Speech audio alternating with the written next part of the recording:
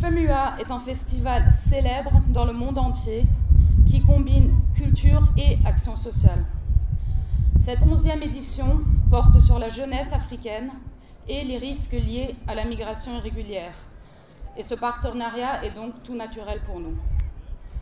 En effet, l'OIM est l'organisme des Nations Unies chargé des migrations et compte 166 États membres, dont la vaste majorité des États africains et notamment la Côte d'Ivoire.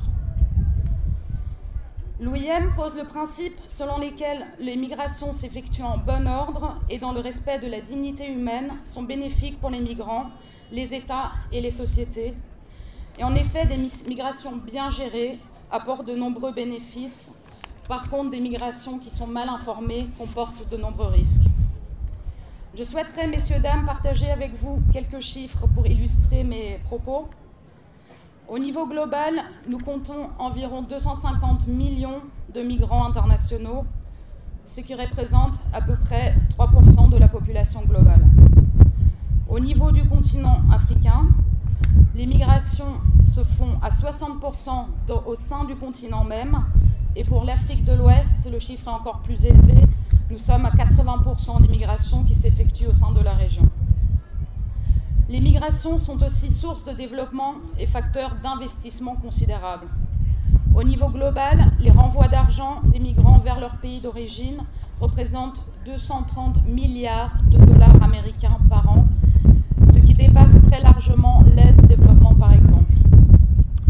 En même temps, et c'est là le principal thème de cette 11e édition du FEMUA, des migrations qui, bien que se faisant volontaires, se font de manière mal informée en s'appuyant sur des réseaux criminels de passeurs, exposent les migrants, les jeunes, à des risques considérables. En effet, en 2016, plus de 7000 migrants ont trouvé la mort sur la route migratoire. Plus de 5000 en 2017 et déjà plus de 550 jeunes ont trouvé la mort cette année en Méditerranée seule.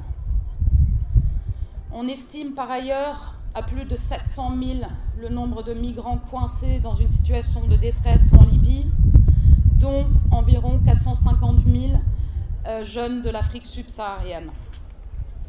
Il y a donc pour nous tous, deux priorités urgentes sur lesquelles nous travaillons ensemble avec nos partenaires nationaux, internationaux, le gouvernement de Côte d'Ivoire, les autres gouvernements africains, l'Union européenne et tous nos partenaires, y compris les Nations Unies.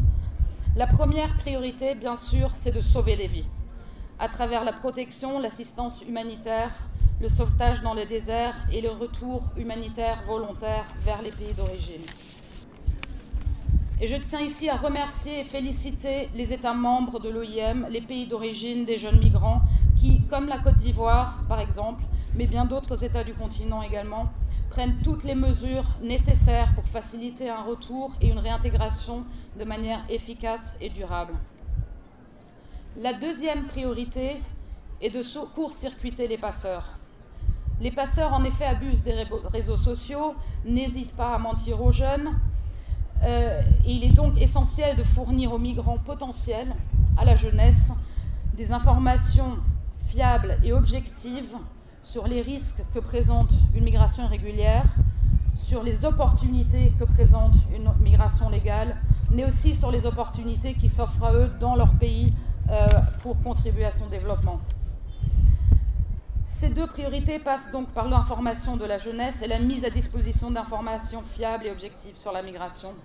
Et cette édition du FEMUA en présente une excellente occasion. Et je souhaiterais, au nom de l'OIM, encore une fois remercier les organisateurs qui ont pris à cœur cette importante thématique afin de permettre à la jeunesse africaine de s'informer et de pouvoir migrer en toute sécurité, ou bien de faire le choix de rester et de s'investir et s'épanouir au pays.